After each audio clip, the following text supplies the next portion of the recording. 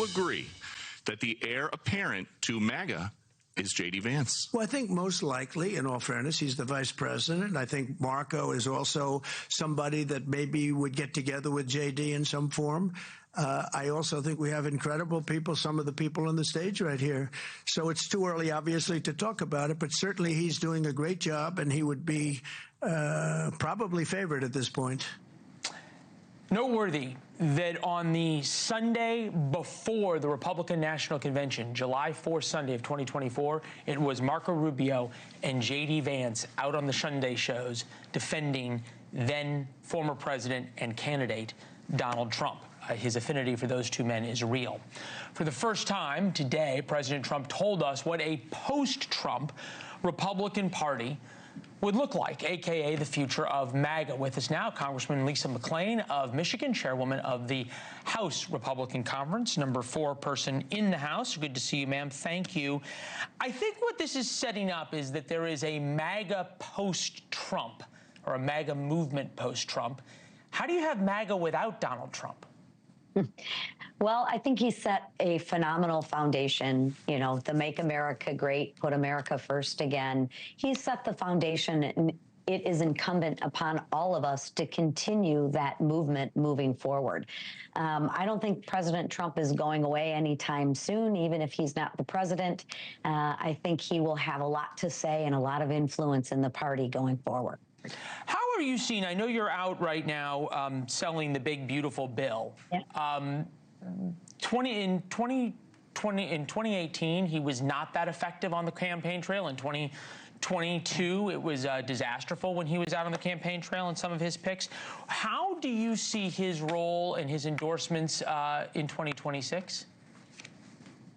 You know, we were talking about 2026 already, but here we are, right? I think he's a little bit more calculated than he was before. I think he's got a little bit of a different team around him from before.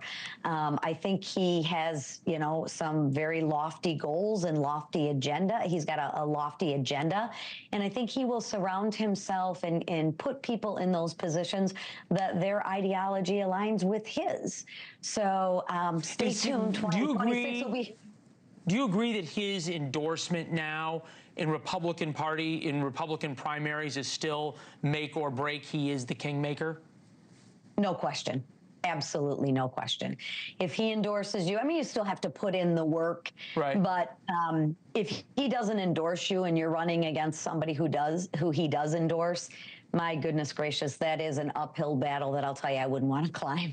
Well, you climbed it the other way, right? He endorsed you in 2020. Yep. Okay. Absolutely. Absolutely. You're on the road talking about the big, beautiful bill, Americans' view of the big, beautiful bill, 55% opposed, 29% support. That's Quinnipiac. And this is something that Democrats are trying to make an awful lot out of. Today is the day, Nebraska Democrats wrote, Mike Flood's town hall is this afternoon at 5 p.m. Show up early, doors open at 4:30 p.m. Voters of Nebraska won. You know what to do. Most members of the media will not give that disclaimer that when they then show this video of what happened at Mike Flood's town hall. Take a look. I want the opportunity to tell you and talk to you about health care in the bill we just passed. I want to go right into this bill because I know this is something a lot of people have questions about. And quite frankly, from where I sit, there's been a lot of misinformation out there about the bill.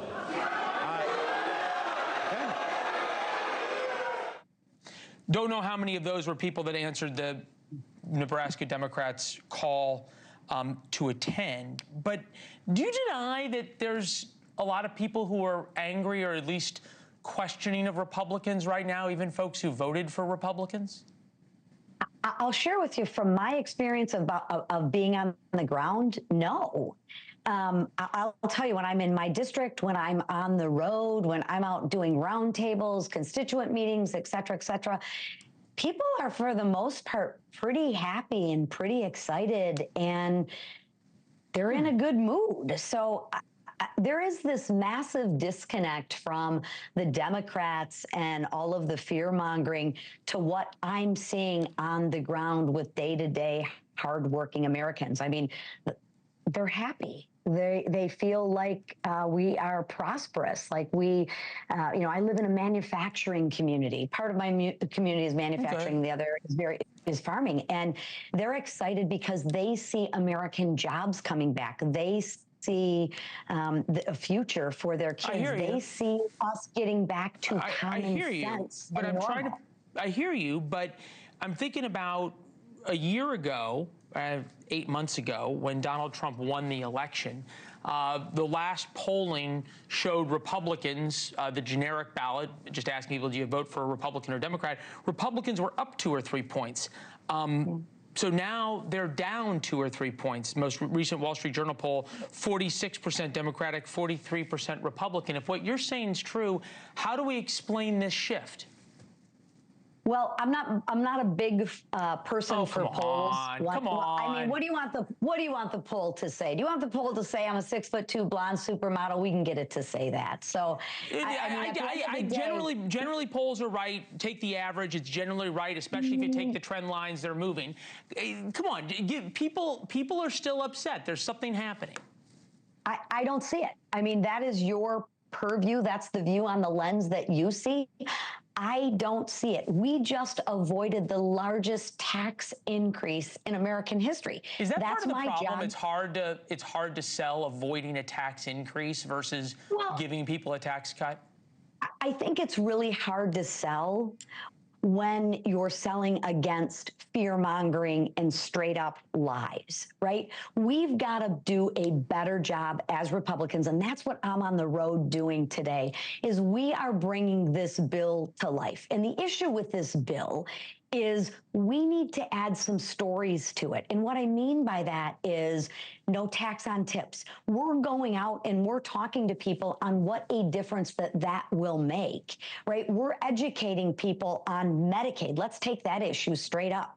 If you want Medicaid to be here, you should be super happy that we passed this bill because we're making sure that it's going to be here for years to come. Only in D.C. that a 20% increase over 10 or 26% increase over 10 years is a cut. I mean, there's a lot of things. There's a lot of things that are only in D.C. We'll see when you we'll see you when you get back. Enjoy the road. I will. You have a great day. Thank you for watching. Subscribe below and download our NewsNation app right now on your phone, and you will get fact-based, unbiased news for all Americans.